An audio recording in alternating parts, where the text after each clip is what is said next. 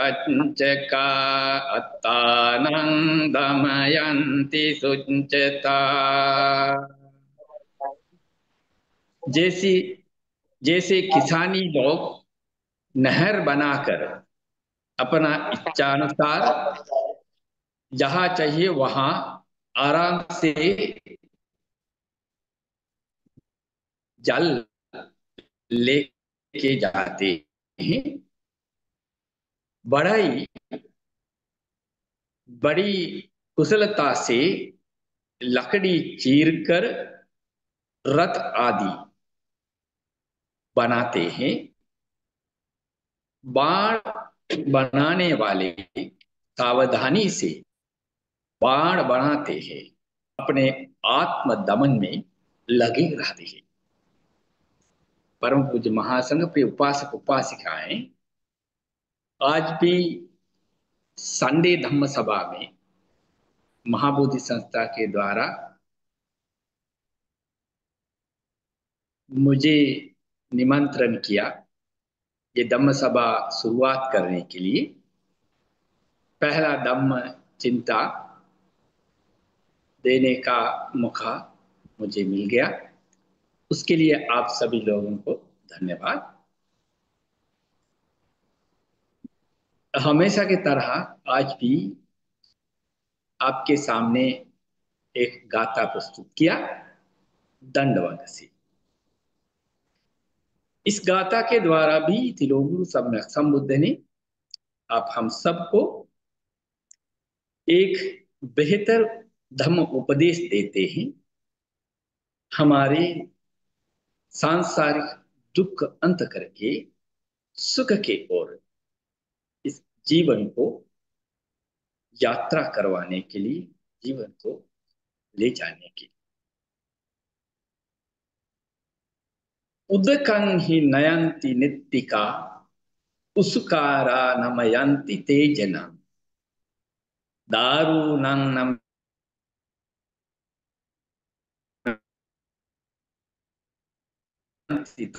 तच्चका अत्तानं दमयन्ति सुच्चता।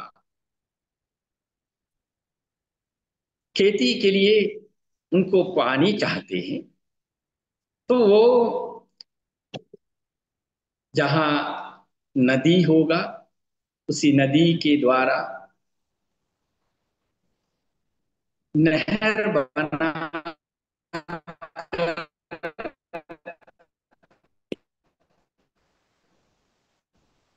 अपना खेती तक पानी ले जाते हैं।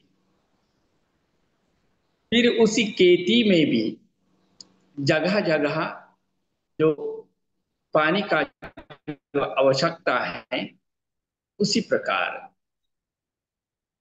जो नहरों के द्वारा पानी जमीन पर जगह जगह पर पहुंचाता है, लेके जाते हैं। और द्वारा जो चीज बनाता है बढ़ाई, वो लोग भी बड़ी कुशलता से तो लकड़ी पेड़ काट कर लकड़ी तैयार कर उसी लकड़ी अपने हिसाब से मोड़ते हैं और रथ बनाता है। जो रथ का चक्का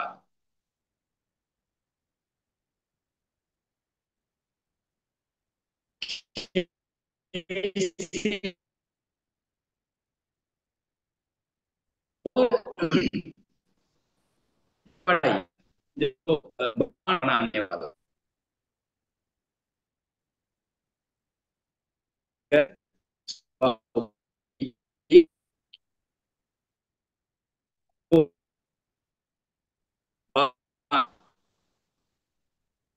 बनाकर तैयार करते हैं। ठीक इसी तरह जो अनुशासित व्यक्ति अपना चतुराई से आत्म दमन में, नहीं तो ये सांसारिक दुख अंत करने के लिए अपने आप को समझने के लिए लगे रहते।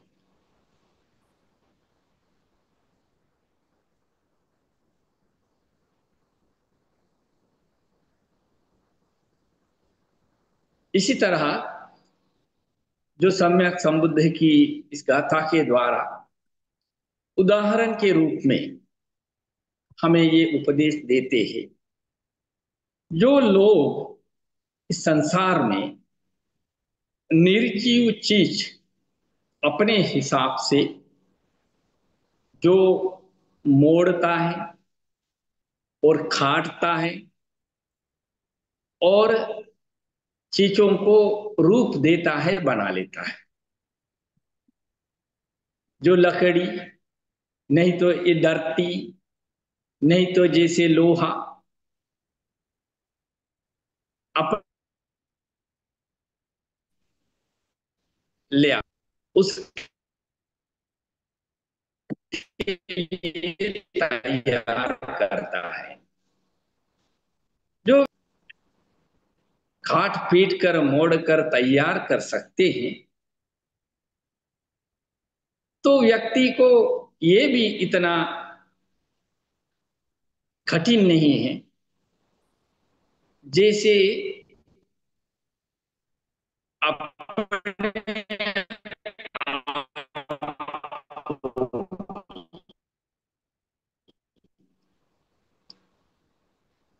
जिस हिसाब से उनका आत्मदमन होना है,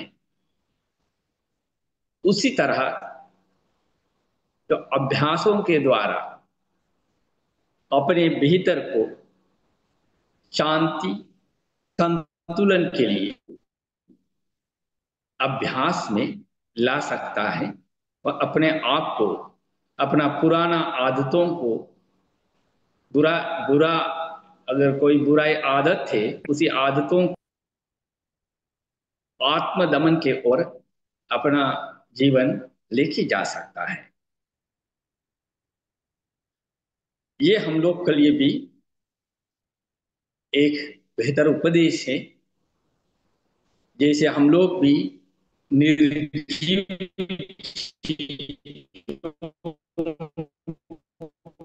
को अपने हिसाब से हम लोग का काम में लाते हैं, लेकिन खुद को, अपने आप को उसी तरह मोड़ कर, जैसे शांति के लिए जो जीवन की यात्रा ले जाना है, उसी के लिए जो लोग नहीं सोचता है, नहीं लगे रहते हैं, ऐसा लोग के लिए इसी गाथा की, इसी सम्यक संबुद्ध के समय में सम्यक संबुद्ध श्रावस्ती बुद्ध विहार में रहते थे, जेतवन विहार में बुद्ध रहते थे। तो उस समय वहां पे जो सारिपुत्र स्तवीर की, अरहंत सारिपुत्र स्तवीर का एक उपासक थे। उस उपासक का जो परिवार में एक पुत्र को जन्म हुआ। ये पुत्र अपना माता के कोख में आते ही, पेट में आते ही उस परिवार में सभी परेशानी दूर हो गया, घर परिवार में सुख शांति आ गया। फिर ये जो पुत्र ने जो जन्म दिया, जन्म मिला, इस दुनिया में आया, उसके बाद इनके लिए सुख की नाम दे दिया, इसलिए इनको सुख कुमार जैसे नाम मिल गया।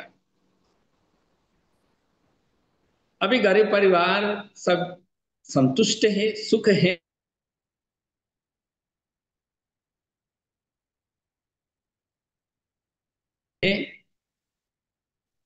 सुख कुमार भी अच्छा से पालन पोषण हो रहा है, लेकिन और मन लगाते थे, जैसे अपना पिता अरहंत सारिपुत्र की समर्थक हैं, इसीलिए ये आभास अपना पुत्र को भी मिला होगा। जैसे भी सुख कुमार भी 7 उम्र होते ही उन्होंने जो इस सांसारिक जीवन से प्रौढ़ की जीवन बेहतर होने का, इसलिए उन्होंने अपना माँ बाप से अनुमति मांगा तो श्रमण बनने के लिए। माँ बाप भी उनको अनुमति दे दिया। फिर माँ बाप ने अपना सुख की परिवारों के साथ बुद्ध विहार ले गया, ले जाकर सारिपुत्र को सौंपाया इनको श्रमण बनाने के लिए। सारिपुत्र भी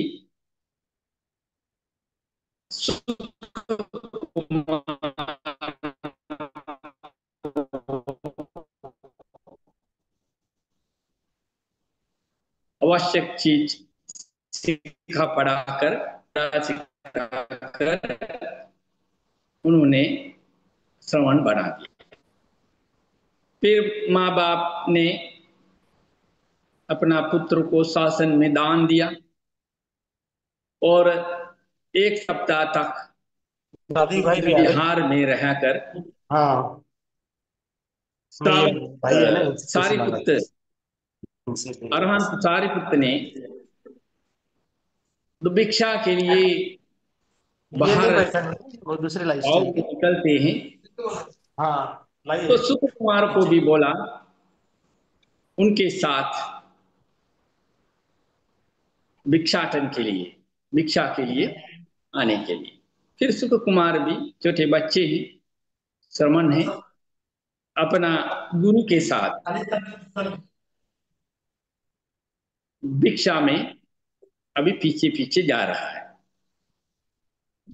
फिर गांव में प्रवेश करते सुख कुमार देख रहा है जे जैसे लोग किसान अपना खेती में काम कर रहा है।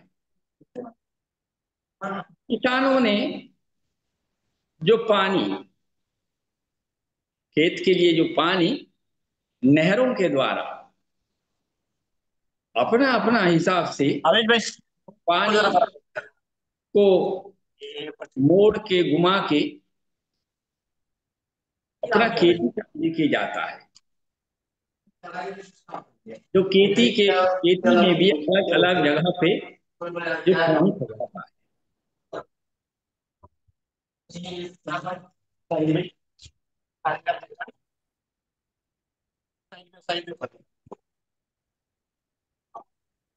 ये सब देखते ही दृष्टि खुल गया। काला वाला भरो। जैसे जो एक किसानी लोग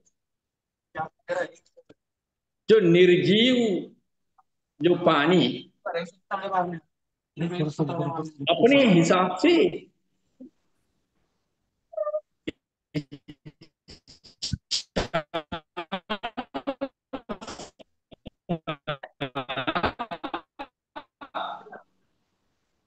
मोड़ाता है, खाम में लेते, फिर आगे बढ़ते वो देख रहा है बड़ाई लकड़ी काट के लेके आते हैं। तो लकड़ी चीर कर काट कर बहुत चतुराई से ये काम करते हैं, कुशलता से ये काम करते हैं। फिर और आगे बढ़ते हैं तो देख रहा है ये गांव में जो लोग बाड़ बनाते हैं तो ये लोग भी लोहा लकड़ी लेकर के बहुत सावधानी से बाण बनाते हैं।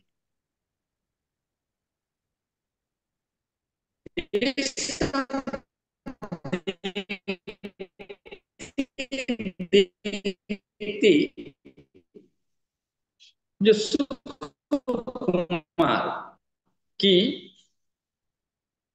आंतरिक जो दृष्टि, आंख, भीतर की आंख धीरे खुलने लगा। फिर इन्हीं अपना गुरु से पूछ रहा है, अरे गुरु, ये जो लोग निर्जीव चीज अपना अपना हिसाब से काट पीट मोड़ कर जो खाम में लाता है, ये जो खाम कोई भी मनुष्य को कर सकता है इसी तरह। इसका मतलब हम आपके लिए भी ये जो लोग करता है ये काम कर सकते हैं क्या? फिर सारिपुत्र, अरहंत सारिपुत्र बताते हैं, हाँ क्यों नहीं, आप हम भी अगर मन लगाएं तो ये कोई भी काम ऐसा कठिन ही नहीं है, हम सबको कर सकता है। फिर ये सुख कुमार अपना गुरु से अनुमति मांग रहा है वापस बुद्ध विहार जाने का। अभी भिक्षाटन के लिए जा रहा था,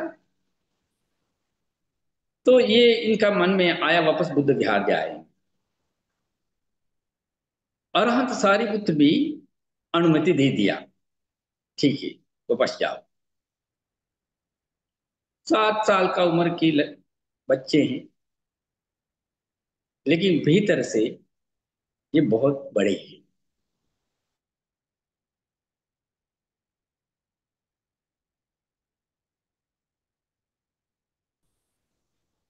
फिर सुकुमार बुद्ध विहार आया, आके साधना में बैठ गया। सुख कुमार सोच रहा है, अगर वो लोग जो निर्जीव चीज अपने हिसाब से मोड़ सकता है, काम पे ला सकता है, हमें क्यों नहीं?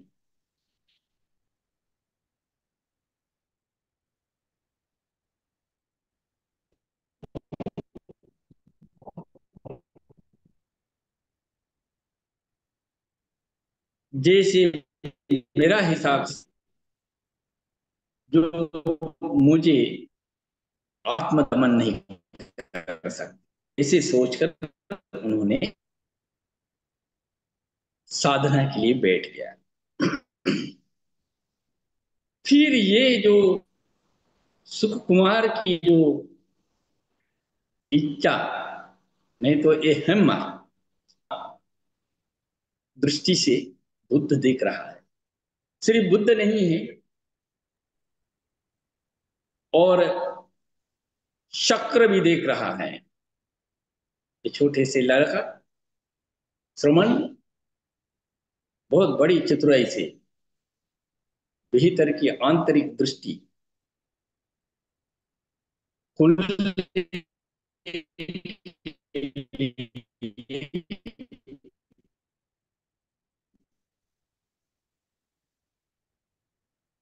लगे। फिर ये देखकर ये लोग उनका जो कुटी के दरवाजा पे बाहर में होकर इनको रक्षा करते रहा पाए। फिर इन्हीं ने बहुत अच्छा से ध्यान लगाकर, मेहनत से ध्यान लगाकर आंतरिक दृष्टि प्राप्त कर लिया, अरहंत तत्व प्राप्त कर लिया, सांसारिक दुख से मुक्त हो गया।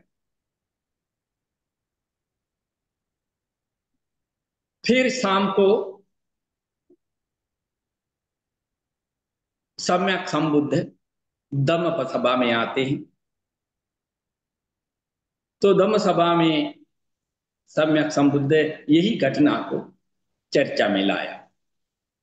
बुद्ध ने बोला, ये सुख कुमार बहुत चतुराई से, मेहनत से आज ही अरहंत तत्व प्राप्त कर लिया। अन्य भिक्षु ये सुनकर हैरान हो गया। अन्य भिक्षु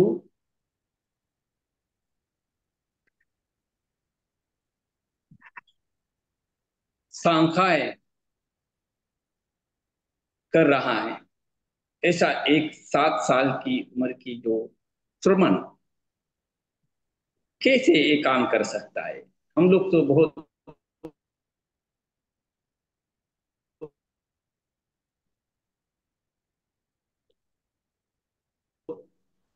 समय से इस काम पे लगे हैं, लेकिन नहीं हो पाते। फिर सम्यक संबुद्ध इस गाथा के द्वारा उन सबको उपदेश देते हैं। उदकं हि नयन्ति नित्तिका उसुकारानमयन्ति ते जनम दारुणं नमयन्ति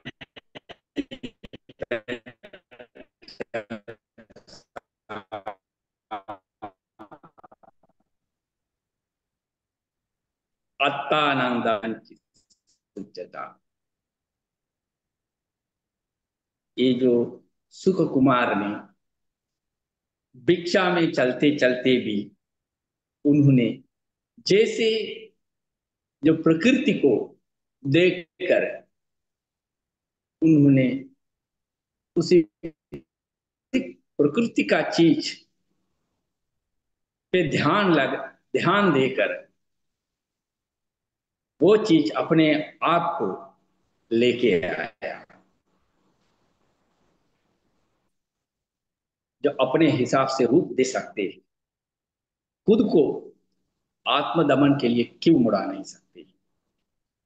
इसी ज्ञान से ही सुख कुमार ने अरहंत तत्व प्राप्त कर लिया।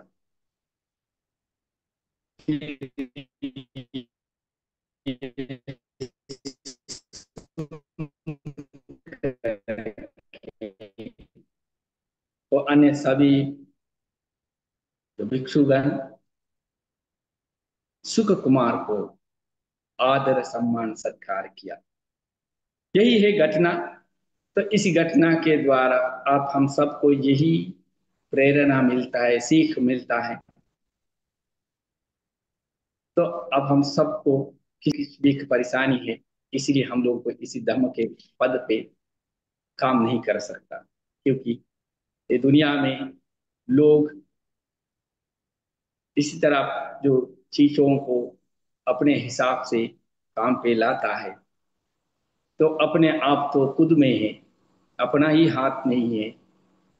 तो इसको मोड़ने के लिए कोई बाहर का चीज नहीं है, अपने भीतर की ही शक्ति इस्तेमाल करके अपने आप को आत्मदमन के ओर ले जा सकता है। उसी के लिए आप सबको बुद्ध धम्म संघ की आशीर्वाद प्रार्थना करते हुए मेरा छोटा सा धर्म उपदेश समाप्त करते हैं। और एक निवेदन है। अभी ये दंड यज्ञ चल रहा था, आज से हमारा जो महापात्र जी को विशेष करके नोट करना पड़ेगा, दंड यज्ञ समाप्त है। अभी जरा यज्ञ शुरू होगा, अगले सप्ताह से जरा यज्ञ शुरू होगा। दंड यज्ञ का अंतिम गाथा आज सुनाया है। जी जी, अगले कौन सा होगा भाग? जरा JARA, जरा। जी जी, जरा जरा भाग। अच्छा अच्छा, ठीक है। यस, जरा। जी जी। अभी आप सब लोग बहुत शांति से धम्म को सुना। इसी धम्म को सुनने में